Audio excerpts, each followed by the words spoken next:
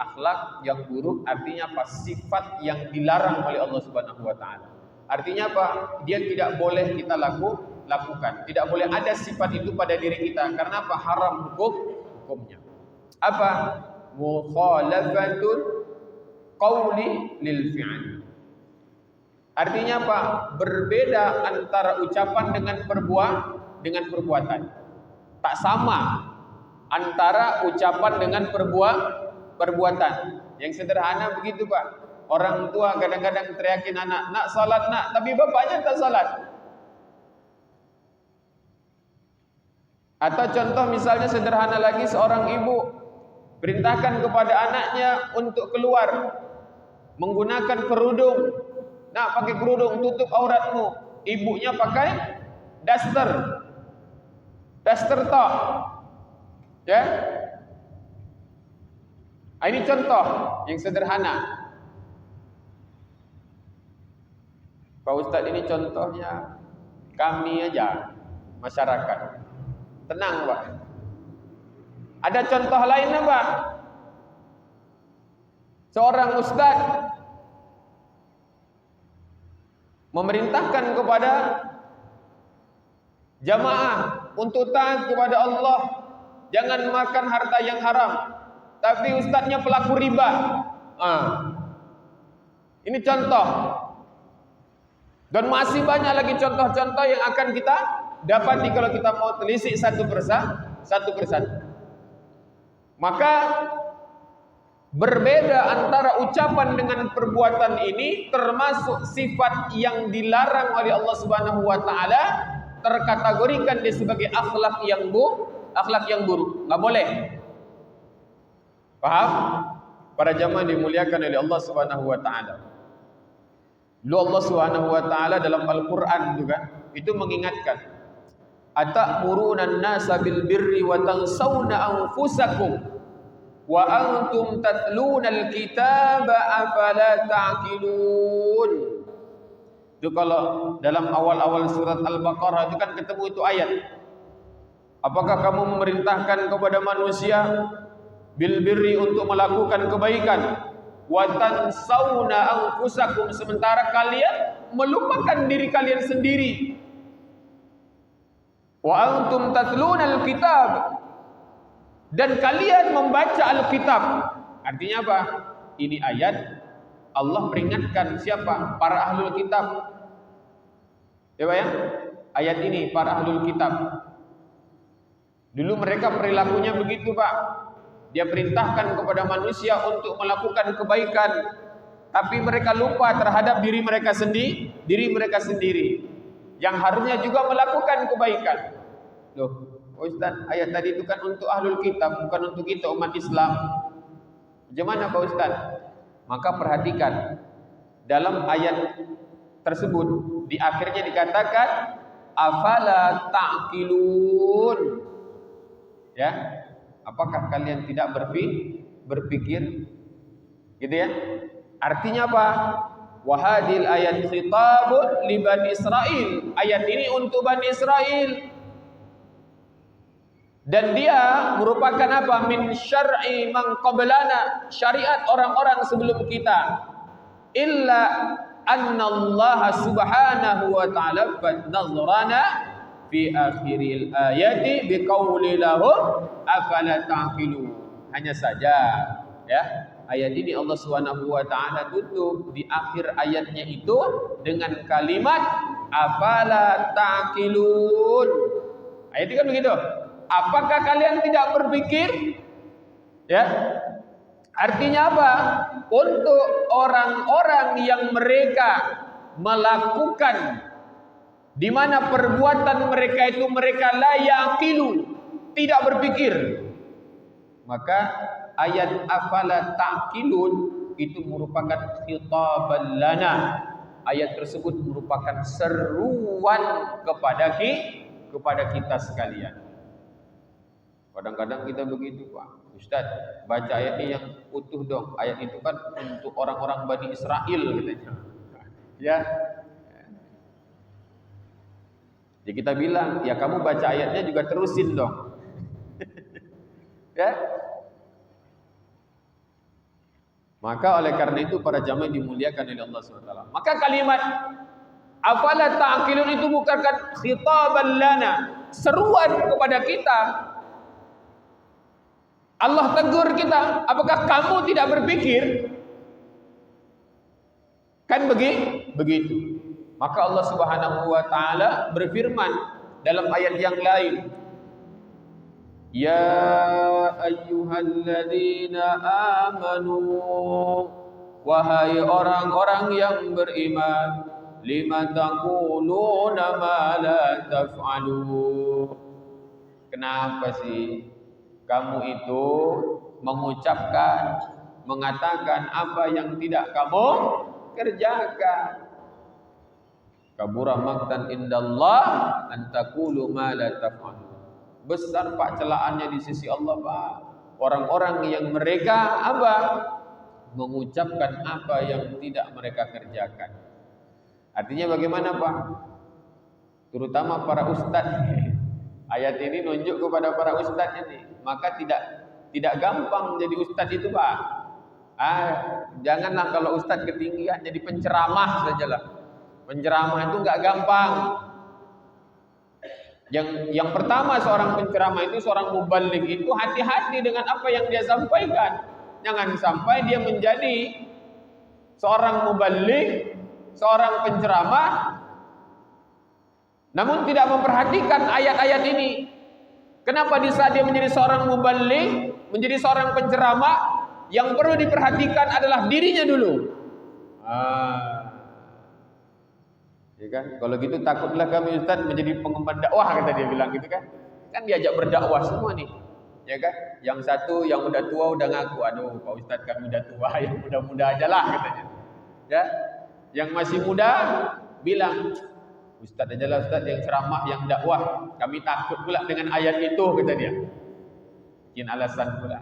Tidak gugur Pak kewajiban dakwah itu, Pak. Tidak gugur.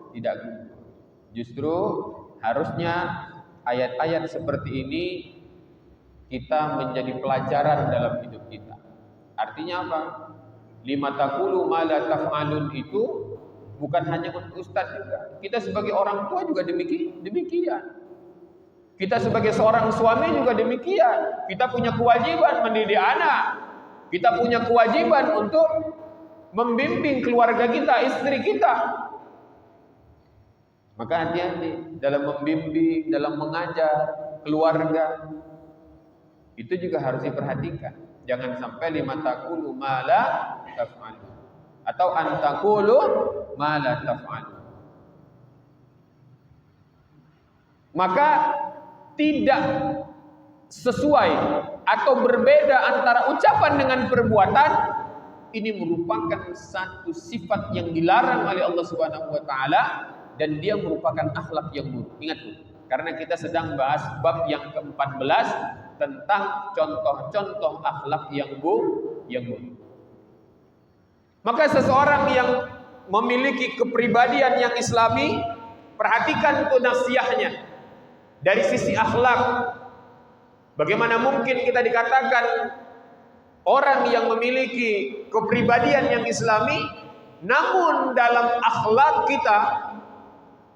kita justru masih melakukan atau masih mengumpulkan sifat-sifat yang buruk pada diri kita. Satu-satu Pak dibahas. Itu ya. Para jamaah yang dimuliakan oleh Allah Subhanahu wa taala. Di dalam kitab Syekh Abu Raslah menjelaskan satu riwayat an Usamah bin Zaid radhiyallahu anhuma, dari Usamah bin Zaid, semoga Allah Subhanahu wa taala meridai keduanya. Qala, berkata Usamah bin Zaid, sami'tu Rasulullah sallallahu alaihi wasallam, aku mendengar Rasul sallallahu alaihi wasallam, yu'ti birrajulin yaumal qiyamah. Nanti kata Rasul sallallahu alaihi wasallam, kata baginda Nabi sallallahu alaihi wasallam, yaqul Nabi sallallahu alaihi wasallam bersabda, yu'ti birrajuli yaumal qiyamah. Nanti seseorang itu di hari kiamat akan didatangkan, fayulqi finnar, dan dia dimasukkan ke dalam neraka. Ada seorang pada hari kiamat nanti dia akan dimasukkan ke dalam api neraka, ke dalam siksaan api neraka. Laki-laki tersebut fatandaliqa aqtaba batnihi. Kondisi laki-laki tersebut fatandaliqa aqtaba batnihi. Artinya apa? Isi perutnya itu Pak, itu terurai Pak. Isi perutnya terurai. Fayaduru biha kama yadurul himar birajab. Maka laki-laki tersebut itu berkeliling tuh Pak. Ya, berkeliling tuh, mengelilingi perutnya yang terburai tadi tuh. Isi perut apa Pak? Usus, jeroan lah. Nanti jeroan kita tuh terurai Pak, terburai itu dari perut kita tuh. Seorang laki-laki tersebut. Maka dia berkeliling sebagaimana berkelilingnya himar, keledai. Itu penggilingannya itu dikelilingi, gitu kan? Maka pada saat itu fayajtami ilaihi ahlin nar. Maka nanti ahli neraka akan berkumpul kepada seseorang tersebut yang perutnya terurai, isi perutnya terurai, yang dia berkeliling sebagaimana unta sebagaimana keledai mengelilingi gilingannya. Orang pada ngumpul tuh ahli neraka. Ya, pada ngumpul tapi ahli neraka. Gitu ya. Fayaquluna, dan orang ahli neraka tersebut mereka semua mengatakan, "Ai fulan, ma sya'nuka?" Wahai laki-laki, wahai fulan, bagaimana kondisi engkau ini? Artinya apa? Masih terjadi tuh Pak begitu. Perut sudah terburai, isi perut sudah keluar. Ahli neraka masih berkumpul bertanya, bagaimana kondisi engkau ini? Kenapa engkau mengalami ini? Apa yang kau alami? Kok bisa begitu? Kata ahli neraka. Kemudian orang-orang ahli neraka itu berkata, "Alaisa kunta ta'muru bil ma'ruf wa tanha 'anil munkar?" Bukankah engkau dulu memerintahkan orang-orang melakukan kema'rufan dan mencegah orang-orang melakukan dari perbuatan mungkar? Fayaqul, ya, maka berkata laki-laki itu, "Bala, betul. Qad kuntu amarakum bil ma'ruf wala ati." Betul. Kami dulu aku memerintahkan kalian untuk melakukan kema'rufan, tapi aku tidak mengerjakannya. Wa anhaakum 'anil munkar wa atihi. Aku mencegah kalian untuk melakukan perbuatan mungkar, tapi aku melakukannya. Ternyata orang-orang yang model demikian, artinya apa? Ini para duat, para dai, para muballigh, ya, yang mereka menyeru kepada kema'rufan, mencegah daripada kemungkaran, tapi mereka justru tidak melakukan kebaikan, bahkan melakukan perbuatan-perbuatan mungkar. Itulah yang mereka alami. Di dalam neraka nanti perut mereka terurai, isinya keluar, dan dia keliling sebagaimana keledai mengelilingi gilingannya.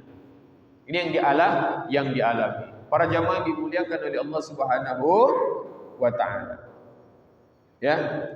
Maka jangan lupa tinggalkan sifat tersebut, karena itu adalah perbuatan yang dilarang. Memiliki sifat yang tidak sama antara ucapan dengan perbuatannya. Para jamaah yang dirahmati oleh Allah Subhanahu wa taala. Dalam riwayat yang lain dikatakan bahwasanya baginda Nabi sallallahu alaihi wasallam telah bersabda, "Matalul ladzi ya'lamun nasal khair wa yansa nafsahu kama salis siraji yadi'u linnas wa yahruqu nafsahu." Jadi seseorang yang mengajarkan alima ya'lam, ini mengajarkan manusia kebaikan, sementara dia melupakan dirinya sendiri untuk melakukan perbuatan baik, maka orang-orang yang model seperti ini itu seperti lilin yang menerangi manusia atau menerangi orang lain, tapi membakar dirinya sendiri. Nah, maka para jamaah yang dimuliakan oleh Allah Subhanahu wa taala, inilah para pengemban dakwah itu harus hati-hati. Ya, harus hati-hati. Kita diingatkan dengan syariat, dengan hadis-hadis, dengan ayat-ayat Al-Qur'an agar kita jangan memiliki sifat tersebut. Tak sama antara ucapan dengan perbuatan.